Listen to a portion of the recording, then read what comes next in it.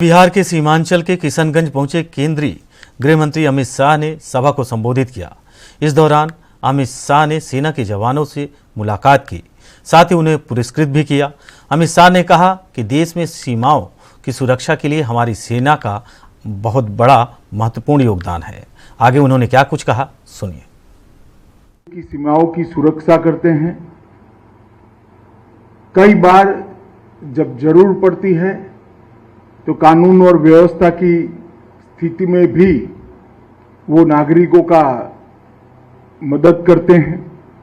आपदा के समय राहत और बचाव के काम में भी बहुत महत्वपूर्ण योगदान लेते हैं। और देश के लोकतंत्र की सुरक्षा के लिए जब जो चुनाव होते हैं वो चुनाव आयोग के तत्वाधान में निष्पक्ष हो, इसके लिए भी हमारे सुरक्षा बल का बहुत बड़ा योगदान होता है। जब से भारतीय जनता पार्टी की केंद्र में सरकार बनी है, हमने सुरक्षा बलों के जवानों के सीमा पर और उनके निवास दोनों जगह, मतलब आपके और आपके परिवार के सुनिश्चितता के साथ निवास हो पाए, इसके लिए एक समयबद्ध चरणबद्ध कार्यक्रम बनाया है। का जो लगभग 25 करोड़ की लागत से जो 5 चौकियों का लोकार्पण हो रहा है, यहां पर फतेहपुर बीओपी पर, पेकटोला पर, बेरिया में, आमगाछी में और रानीगंज में, वो सभी ये पूरे राष्ट्रीय कार्यक्रम का हिस्सा है। क्योंकि मोदी सरकार हमारे प्रधानमंत्री जी के नेतृत्व में मानती है कि जो लोग अपने जीवन काल का स्वर्णिम काल देश की सुरक्षा के लिए सीमा पर बहुत दिक्कतों वाली जीवन जीकर निकालते हैं, उनकी सुविधाओं का ख्याल रखना एक भारत सरकार का कर्तव्य है और भारत सरकार ने इसको करना चाहिए। और आज उसी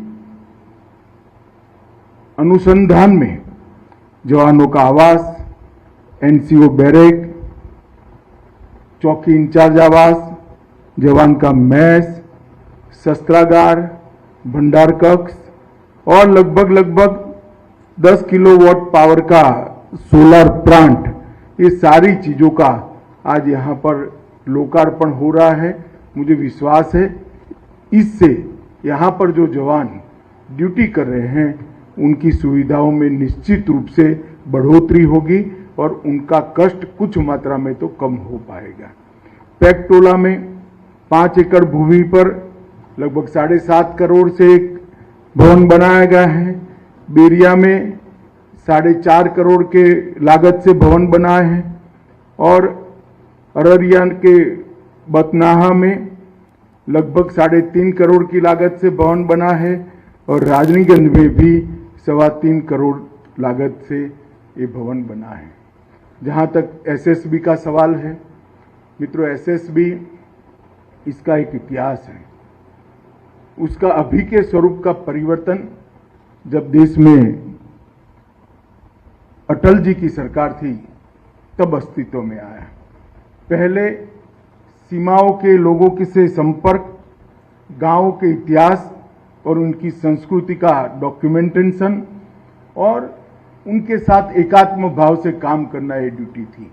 मगर अब जब से एक देश एक सीमा का सुरक्षा बल, ये नीति को भारत सरकार ने अटल जी के समय में संभाला, तब भारत नेपाल और भारत भूटान जो मैत्रीपूर्ण देश है, खुली सीमा है, उसकी रक्षा की जिम्मेदारी एसएसबी